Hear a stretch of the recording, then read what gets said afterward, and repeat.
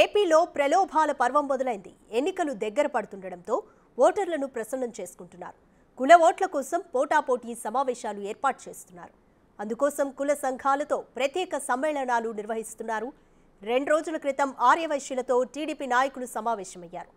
ఇవాళ వైసీపీ నేత వెల్లంపల్లి ఆధ్వర్యంలో ఆర్యవైశ్యుల ఆత్మీయ సమ్మేళనం జరిగింది. ఎవరికి వారు ఆర్యవైశ్యులు తమతో ఉన్నారని చెప్పుకునేందుకే సర్వవిధాలా ప్రయత్నిస్తున్నారు. సొంత సామాజిక వర్గాన్ని చీల్చేందుకు టీడీపీ నేతలు విశ్వ ప్రయత్నాలు చేస్తున్నారు. మరింత బలం చేకూర్చేందుకు సమావేశాలు నిర్వహిస్తున్నారు. వైశ్యులు తనతోనే ఉన్నారని నిరూపించే ప్రయత్నాలు చేస్తున్నారు వెల్లంపల్లి. టీడీపీ సమావేశంలో ఆర్యవైశ్యులు భారీగా తరలివచ్చారు.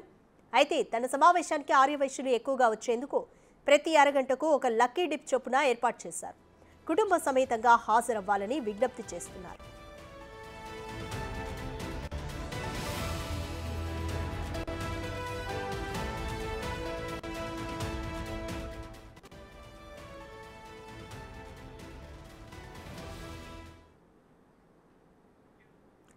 రైట్, కంప్లీట్ డీటెయిల్స్ మా ప్రతినిధి మల్లికార్జున్ అందిస్తారు. మల్లికార్జున్, వెల్లంపల్లి ఆర్యవైశ్యుల ఆత్మీయ సమ్మేళనం నిర్వహిస్తున్నారు. ఏ విధంగా నడుస్తుంది? బల ప్రదర్శన చేసుకోవడానికి ఈ సమావేశం అనుకోవచ్చా? తప్పకుండా రాధిక, ఎందుకంటే ఎన్నికలు దగ్గర పడుతున్న కొద్దీ కూడా అభ్యర్థులు వాళ్ళకి సంబంధించిన ఓటర్లను ప్రసన్నం చేసుకునేందుకు నియోజకవర్గ స్థాయిలో సమావేశాలు, ఆత్మీయ సమావేశాలు నిర్వహించుకుంటూ ఉన్నారు. ఇదే కోణంలో కూడా గత 2 రోజుల క్రితం టీడీపీ సంబంధించి సెంట్రల్ నియోజకవర్గ అభ్యర్థి ఎవరైతే ఉన్నారో బోండమ్మ ఆధ్వర్యంలో కూడా ఈ సమావేశం కూడా నిర్వహించడం జరిగింది. ఆర్యవైశ్యులకు సంబంధించి నగర అధ్యక్షుడు ఎవరైతే ఉన్నారో టీడీపీకి సంబంధించి దిండి రాకేష్ ఆధ్వర్యంలో కూడా ఈ సమావేశాన్ని 2 రోజుల క్రితం టీడీపీ నిర్వహించింది. ఈ సమావేశంలో కూడా ఒక తీర్మానం కూడా చేయడం జరిగింది. ఆర్యవైశ్యుల ద్రోహి వెల్లంపల్లి శ్రీనివాసరావు అంటూ కూడా ఒక తీర్మానం చేయడం జరిగింది.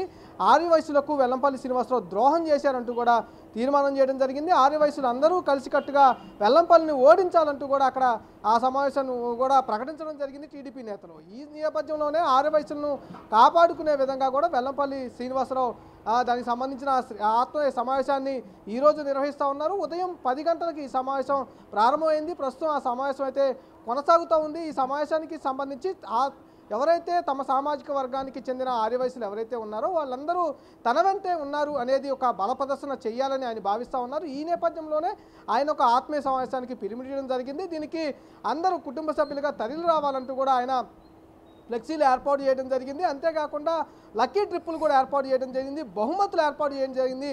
ప్రతి అరగంటకు ఒక బహుమతి ఇచ్చే విధంగా కూడా అక్కడ కార్యాచరణకు కూడా శ్రీకారం చుట్టారు. ఎట్లయితే తంబోలకు సంబంధించిన ఆన్లైన్ గేమ్స్ ఏవైతే ఉంటాయో ఆ గేమ్స్కి సంబంధించి రియాలిటీగా తీసుకొచ్చి ఒక అరగంట వరకు ఆ గేమ్ ఆడిస్తూ ఉంటారు. ఆ గేమ్లో ఎవరికైతే ఫస్ట్ ప్రైజ్ వస్తుందో, నెంబర్ వస్తుందో ఆ నెంబర్ని బేస్ చేసుకొని లక్కీ ట్రిప్ని కూడా ఆడ ఏర్పాటు చేశారు. ఈ నేపథ్యంలోనే అక్కడున్న ప్రజల్ని ఆర్యవైశ్యుల్ని తరలించేందుకు కూడా నియోజకవర్గానికి సంబంధించి వైసీపీ నాయకులు కూడా అక్కడ విశ్వ ప్రయత్నాలు అయితే చేస్తున్న పరిస్థితి కనిపిస్తూ ఉంది. ప్రధానంగా ఆర్యవైశ్యులందరూ ఈ నియోజకవర్గంలో, సెంట్రల్ నియోజకవర్గంలో తన వెంట ఉన్నారు అనేది ఒక బల నిరూపణ చేయాలని చెప్పి కూడా వెల్లంపల్లి శ్రీనివాసరావు శ్రీకారం చుట్టినట్టు కూడా తెలుస్తూ ఉంది. ఎందుకంటే గత 2 రోజుల క్రితం టీడీపీ ఏదైతే ఆత్మీయ సమావేశం నిర్వహించిందో ఆ సమావేశానికి భారీగా కూడా ఆర్యవైశ్యులు రావడం జరిగింది. ఈ నేపథ్యంలోనే ఎక్కడైతే పార్లమెంటుకు సంబంధించిన నేత ఎవరైతే ఉన్నారో కేశినేని చిన్ని కూడా ఈ సమావేశానికి హాజరవడం జరిగింది. ప్రధానంగా ఒకటే అంశాన్ని వాళ్ళు పిలుపునివ్వడం జరిగింది. ఆర్యవైశ్యులు అందరూ కంపల్సరీగా ఆర్యవైశ్య ద్రోహి ఎవరైతే ఉన్నారో వెల్లంపల్లి శ్రీనివాసరావు అంటూ కూడా